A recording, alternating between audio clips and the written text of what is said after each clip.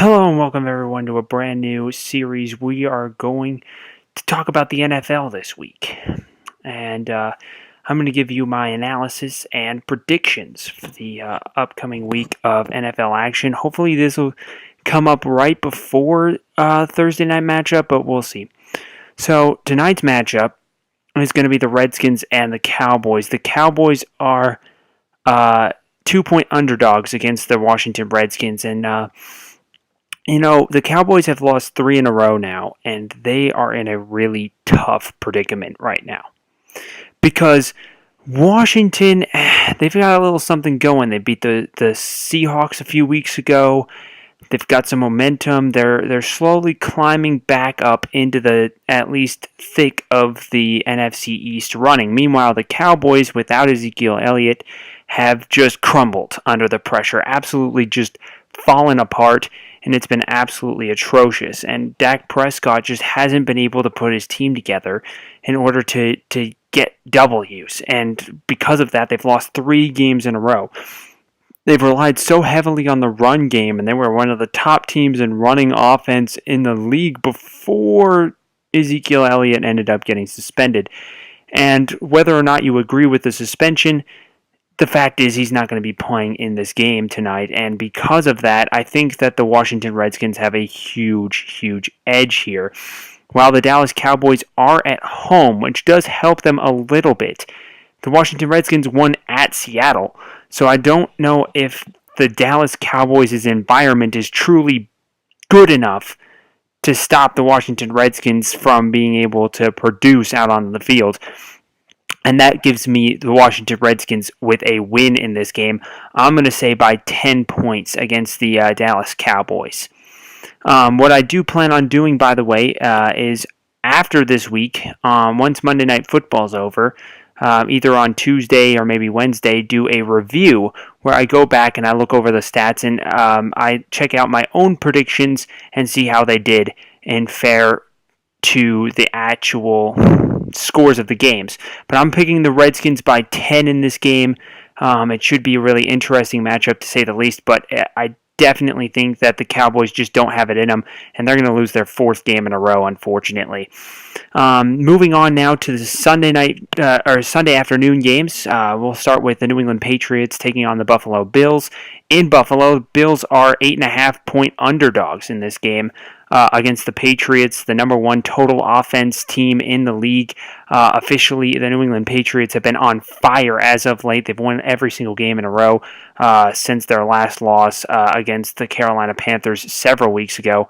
And the Buffalo Bills, well, as much as I'd like to say a win against Kansas City, the team that beat the Patriots, is huge, they also lost to the Giants, and I don't know exactly if that counts as huge. So because of that, not to mention Tyrod Taylor finally back in the starting position, the things with Nathan Peterman have been going crazy for this Buffalo Bills team, and it's just that lack of consistency at quarterback is kind of killing their team a little bit. If you guys have noticed over the last 5 games, the Buffalo Bills started off really strong.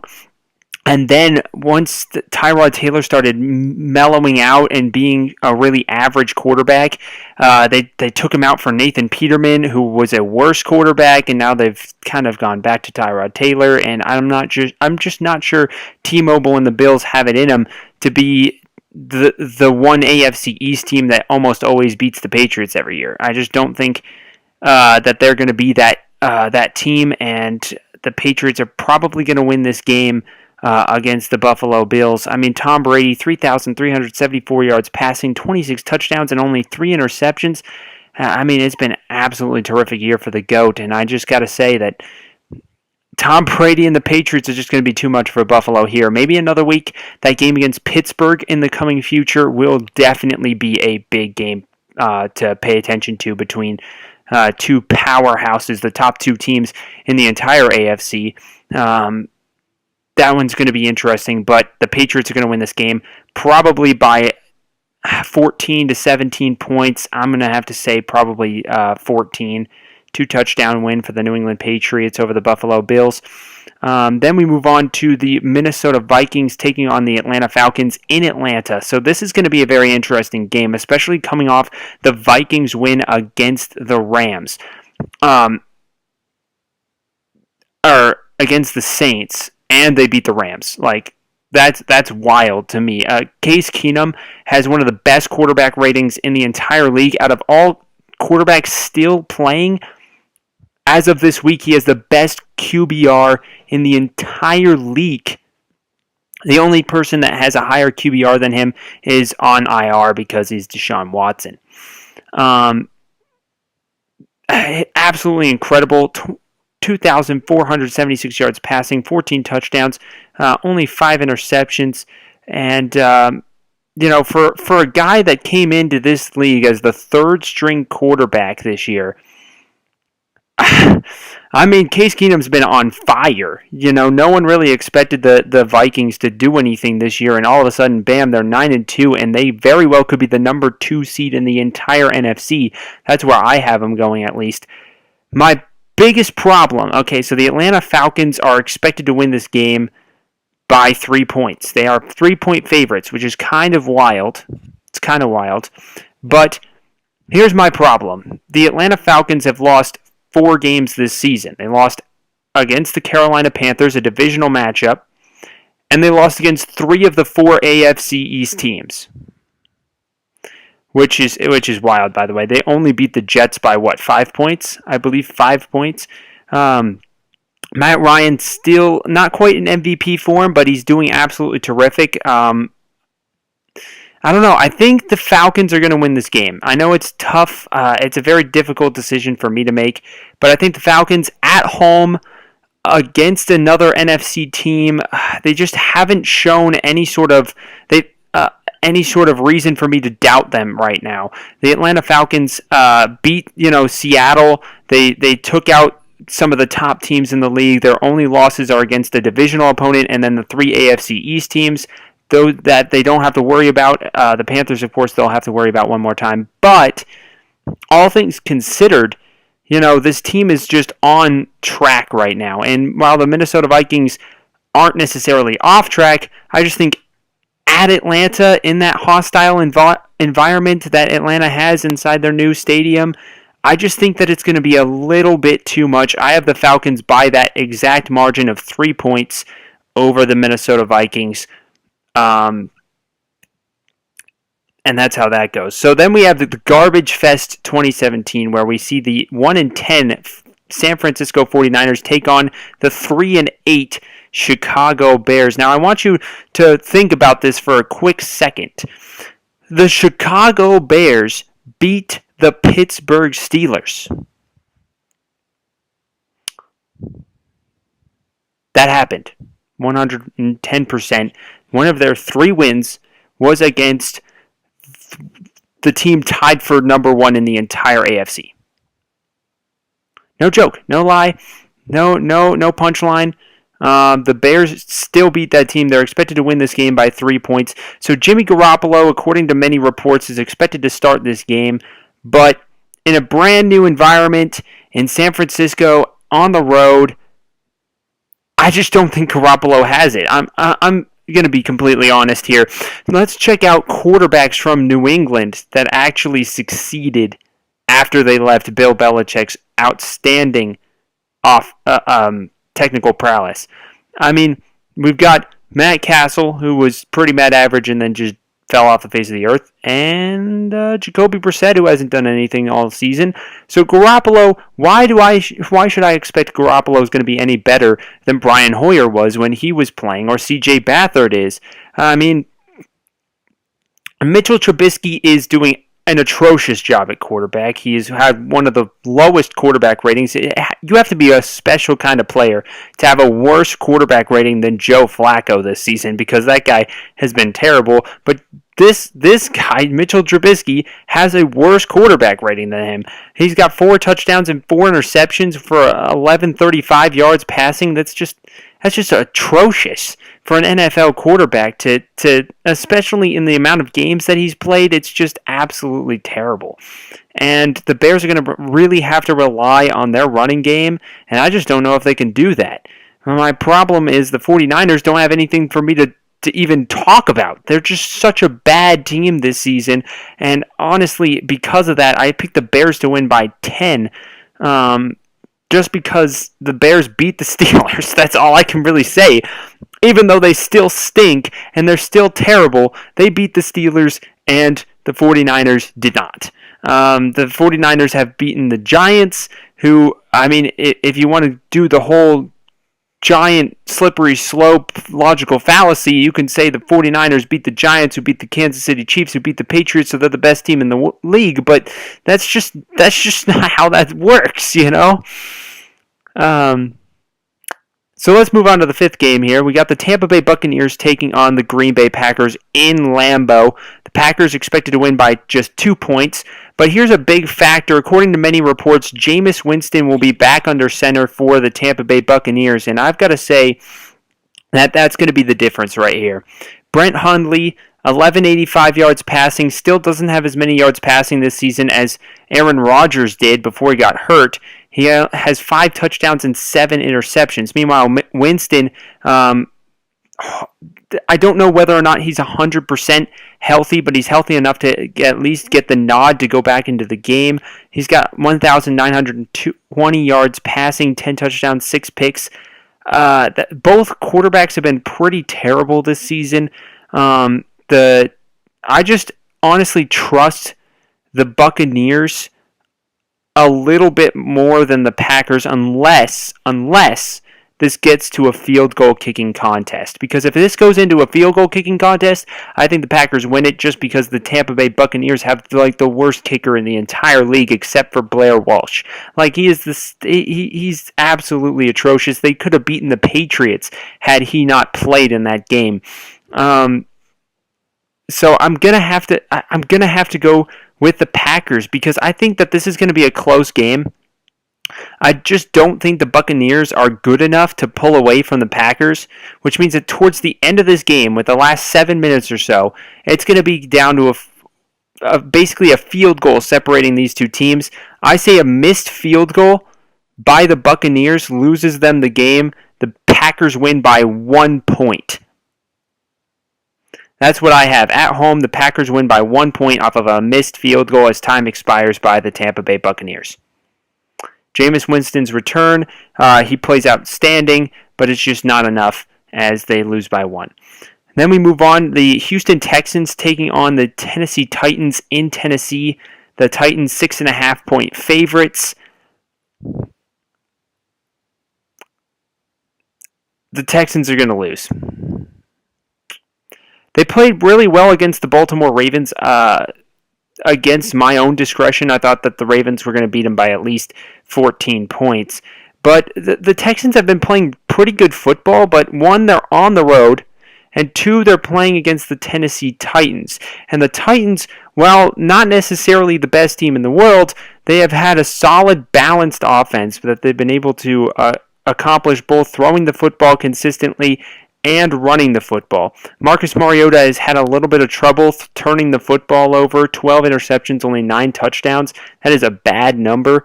But I think the Titans have been able to find ways to win all season. I say they find a way to win this week as well. They take a 7-point victory on a touchdown in the fourth quarter that puts them in the lead. They break the tie with about maybe 4 minutes to go. Their defense is just too much for that weak Texans offense to handle, and that just turns out to be the game right there. Moving on now to another snooze fest. We've got the Denver Broncos and the Miami Dolphins. The Dolphins expected to be 1.5-point underdogs going into this game at home. So this is going to be a toughie. I mean, both of these teams are garbage. If you've seen a garbage truck, it probably has less garbage than both of these two teams have. My apologies. So the Denver Broncos have had quarterback trouble all season, and that is going to be one of the biggest differences. The Miami Dolphins do have Jay Cutler, so that's a problem, especially considering that he is playing, unfortunately, for the Dolphins. A very sad day for them as Jay Cutler officially announced active and will start for the Miami Dolphins.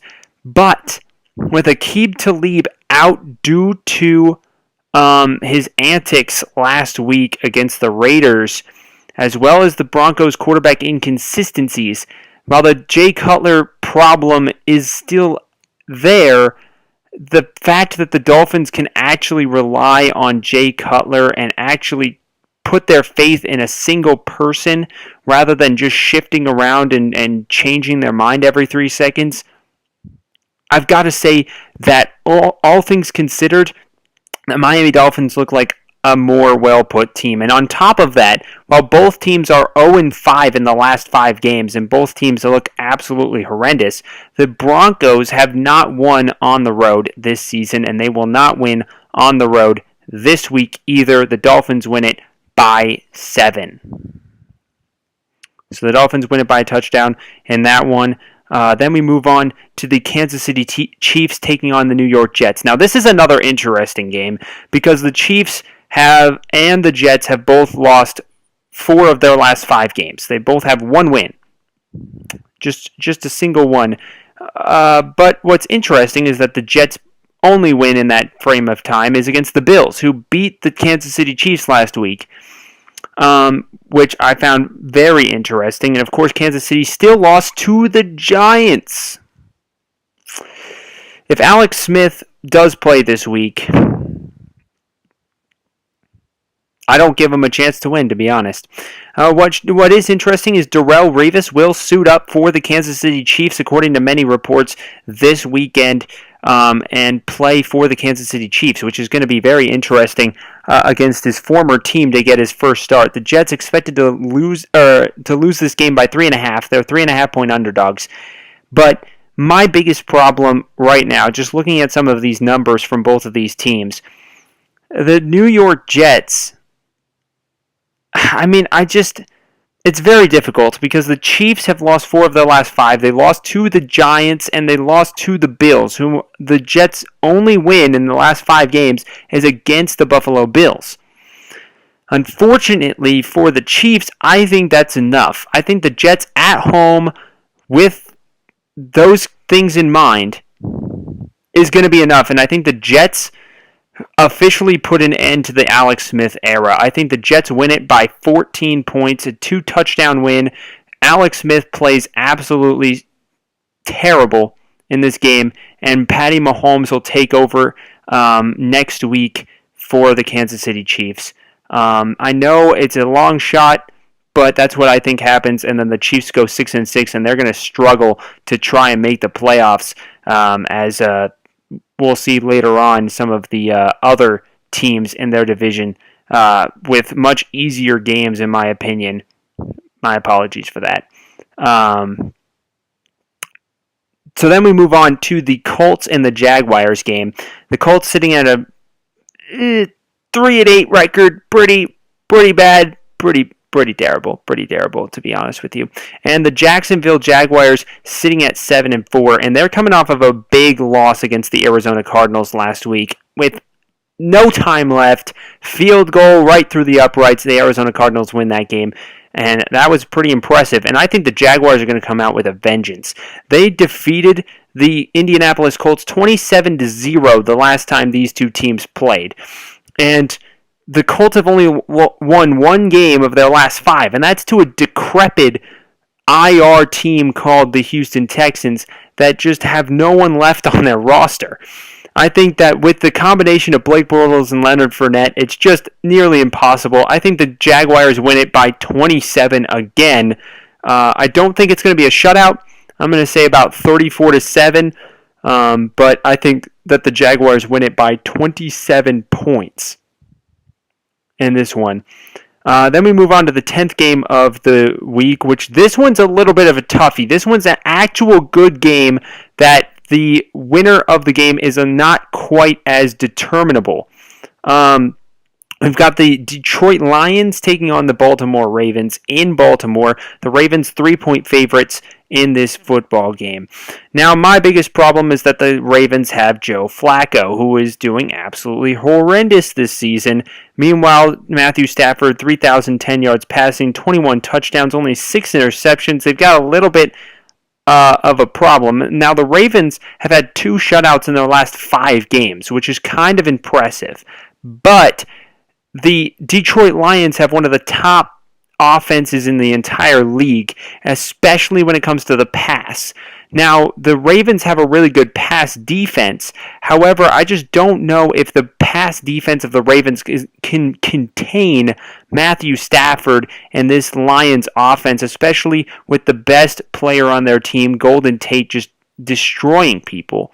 So I honestly think that the Detroit Lions end up winning this football game by a score of 6 points. It's going to be a lot lower scoring than the Lions are used to, but I think that the Lions offense being what they are and the Ravens offense being how horrible and 30th and 31st in the league, it's got to be the Detroit Lions winning this football game in Baltimore. It's going to be a close game. 6 points going to separate these two teams, and I think the Lions pull out the win in Baltimore in this game.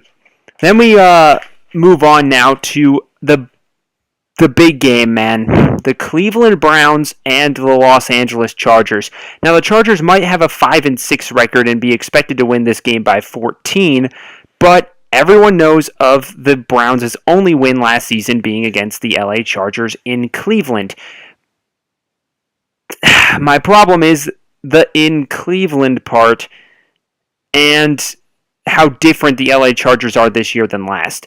Now, the Chargers started off 0-4, but they're 5-6 right now. They have won 5 of their last 7. And on top of that, they shut out the Denver Broncos, and they absolutely destroyed the Buffalo Bills and the Dallas Cowboys by incredible margins. Meanwhile, the Browns' closest game was Field Goal Fest 2017, where they barely lost against the Tennessee Titans in overtime by a field goal. 12-9. Come on. Deshaun Kaiser, 23 yards passing, 5 touchdowns, and 14 interceptions. Now, I'm a Notre Dame fan. If you know me, I like Deshaun Kaiser. Not really. He's actually one of the reasons we went 4-8 last year, and I have no idea why he's starting in the NFL. But he played at Notre Dame, so I like the guy. But he is absolutely horrendous. My problem is their backup quarterback, Cody Kessler, 1, went to USC, so he's garbage automatically. And 2, he's actually really not good. If you look at his statistics, they're no better than Deshaun Kaiser's for sure. And then you've got this Phillip Rivers guy who is having a terrific season. He is on his upswing, 2,948 yards passing, 20 touchdowns, and only 7 picks. And Melvin Gordon, to balance that out, has almost 700 yards rushing and 5 touchdowns. This balanced Chargers offense is just absolutely terrific, and I just don't think that the Browns are going to be able to handle that. I say the Chargers win this game, and not only that, but they know what the Browns did to them last year, and you know how upset they're going to be over what happened last year. I say that the Chargers are going to take that to heart, and they are going to come out there with a vengeance. They're going to win this game by 5 touchdowns, 35-0. I say the Chargers win this game. An easy win for the LA Chargers as they move on to 6-6. And with the Kansas City loss, the Chargers move into first place in the AFC West. That's my prediction. I'm going to say the Chargers win the AFC West, but that's just what I see so far. Then we have another AFC West team, the Oakland Raiders, sitting at 5-6, taking on that brutal New York Giants team, and they are 8.5-point favorites, and they have definitely undermined that value. I don't know whether or not these values came out and are renewed as of the news that broke out yesterday, but Geno Smith will be starting for the New York Giants, and that is almost an automatic loss. I mean, this dude can't play quarterback in the NFL to save his life. I mean, really, I don't mean that in a super mean way, even though it definitely comes across that way. But the fact of the matter is, Geno Smith has proven time and time again in the NFL that he is just not the type of quarterback a franchise can be built around. In my opinion, I don't like Eli Manning that much. I don't think he's a very good quarterback, and I think that they should have done this sooner. But the fact is, the timing that this happened is horrible. You should at least get this guy to finish out his career in New York, finish out these last few games. Don't let him ride the bench. I know that Eli Manning, in my personal opinion, is a pretty mad average quarterback, maybe even below average. He leads the league in interceptions since he came into the league. He is not a very good player, especially during the regular season. But Geno Smith is a lot worse. Like, you're legitimately handing this win over to the Oakland Raiders. Now, the Oakland Raiders, they've been blown out by the New England and the Buffalo Bills, which are two teams that the Patriots, understandable, but Buffalo, to get just demolished by the Buffalo Bills, that is a problem. They beat Kansas City by 1 point, they beat the Dolphins by 3 points, and they beat Denver by a touchdown last week. And those are their last 5 games. They've either been blown out or they barely beat terrible teams. So, in my opinion, this is going to be a closer game than that 8.5 point advantage. I say that the Oakland Raiders win it by 4 points, but the game will never really be out of hand. As in, the Giants will always be close to the Oakland Raiders, especially considering how poorly the Oakland Raiders have played as of late. But the Raiders will never be losing this game, maybe except for a field goal or a touchdown in the first quarter. So then we have the 13th game on this list, the LA Rams taking on the Arizona Cardinals. Now the Cardinals, again, like I said earlier, defeated the Jaguars with a game-winning field goal as time expired. Meanwhile, the LA Rams lost against the Minnesota Vikings, and that's their only loss in the last 5 games. The LA Rams will be playing on the road, so back-to-back home games for the Arizona Cardinals, and the Cardinals are 7-point underdogs. Now, Blaine Gabbert has actually played really well for this football team. The Arizona Cardinals have a lot to thank about this guy. And in only 2 games, he has almost 500 yards passing, 5 touchdowns, and just 3 interceptions. And for a guy that didn't start before this game for the entire season, that is incredible numbers. And I've got to say that Arizona's 33-0 beatdown the last time these two teams played is going to be nothing, right? It's going to be water under the bridge, and the Cardinals are going to use that as fuel. I do not think they win this game, though. I'm going to take that 7-point favoritism towards the Rams, and I'm gonna say that the Rams win this by a touchdown. It's going to be a pretty high-scoring game, probably around the mid-30s, maybe 35-28. But I think that the Arizona Cardinals just don't have enough to stop the Rams. But I said that last week about the Jaguars, so don't quite sleep on the Arizona Cardinals in this game. I know that 33-0 beatdown last time is still aching in their mind, and I know that Blaine Gabbert has played his best football of his career at this point. So I think that they have a chance, but I'm going to say that the Rams win this by that touchdown that they're expected to win by. And then the final afternoon game before we get to the night game and the Monday night game is the Panthers taking on the Saints. Now, the Panthers right now are 8-3, and so are the Saints. It's kind of impressive, to be honest with you. And right now, the Panthers beating the New England Patriots, a team that beat the Saints, is a big difference factor. But the Saints coming off of their first loss of their win streak after, what was it, eight straight wins? 8 straight wins, because they started off 0-2. So 8 wins in a row, and their first loss since that win streak started. They're expected to win this game by 4.5 points, and I'm going to take that in stride here. Carolina's won 4 in a row. Meanwhile, their only loss happened to be against Chicago. So you want to keep talking about Chicago. They've only seemed to beat good teams. But the Panthers losing against Chicago was their last game that they lost 5 weeks ago. And meanwhile, the Saints coming fresh off a loss. They are fired up. Drew Brees, one of the best quarterbacks in the league, beating Cam Newton in every statistical category on top of the running game getting going. I say the Saints win this by 2 touchdowns, 14 points roughly separate these two teams. I'm going to take the Saints at home over the Carolina Panthers. Then the Sunday night game happens. Now this is going to be interesting. The 10-1 best team in the league, the Philadelphia Eagles, taking on the Seattle Seahawks in Seattle. And the Seahawks are 5.5-point underdogs at home, which is kind of wild. Carson Wentz, one of the best players in the league, he only has 2,600 passing yards, but he is first in the league in touchdowns at 28 and only 5 interceptions. Meanwhile, Russell Wilson, also an MVP candidate, 3,029 yards passing, 23 touchdowns, 8 picks. They've really had to rely on the passing game a lot more. Now, the Eagles they have a pretty decent defense, but it's not necessarily what everyone talks about. Everyone talks about their offense and how great their offense is. And Seattle, it's how great their defense is.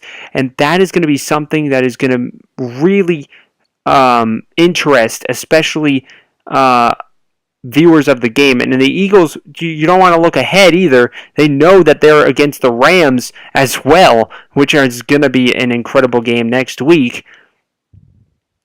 But Seattle's lost 2 games at home this year, which is, something that they don't do very often. And they're sitting at a 7-4 record.